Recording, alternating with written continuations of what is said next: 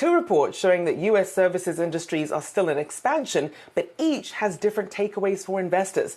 The ISM Services Index handily beat expectations with a reading of 54.5, while the S&P Global Services PMI narrowly missed expectations with a print of 50.5. So, which data point tells the real story of the U.S. economy? Yahoo Finance reporter Jared Blikre is here with an answer. Jared, help us out here. Well, thank you, Rochelle. First things first, stocks got a minor pop of that PMI print at 9:45 a.m. yesterday, but that was quickly reversed when the ISM Services print that dropped 15 minutes later at 10 a.m. So stocks dipped as a surprisingly positive ISM print means investors can once again, they're worried about higher rates, continuing the trend of good news for the economy being bad news for stocks. Meanwhile, the S&P data seemed to mostly slip under investors' radar.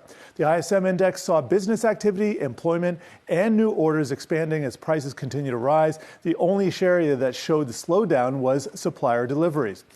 In comparison, the S&P's U.S. Services PMI saw business activity increasing at the slowest pace in 7 months, driven by a renewed contraction in new business.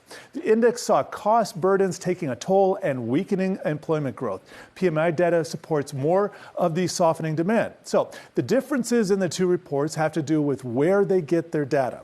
S&P Global only includes data provided by companies operating in the U.S. services economy, while ISM includes any activity other than manufacturing. So perhaps investors put more stock in the ISM's report because of its broader scope. And what we're looking at here is the S&P 500 sectors over the last 5 days. What's clear is that only energy is in the green, and also what stands out is that industrials, those are at the bottom of the barrel here over the last 5 days, the trailing week, down 2.6%. And it's industrials that are really reflecting what's going on in the economy and also the market. So you said something, or we said something earlier, good news is bad news, and I think that's continuing the trend here. I can show you some of the other sectors here. Let me take a look at the industrials over the last 5 days. You can see Boeing down 4.7%, Lockheed Martin down 6%, and we can look at the transportation stocks. Those are doing even worse. UPS down 6.4%, Southwest Airlines down 6.7%. So overall, good news, bad news for the economy.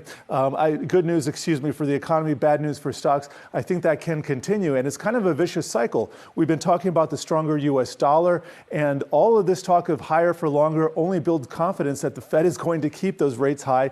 That forces more money into the U.S. dollar, and then we see this weakness because U.S. dollar is actually a headwind for a lot of multinational stocks. So just kind of a vicious circle there, Rochelle. Indeed, obviously making the Fed's job a little bit easier to keep pushing ahead, but having investors scratching their heads at the moment. Appreciate that breakdown. Our very own Jared Blikre there for us.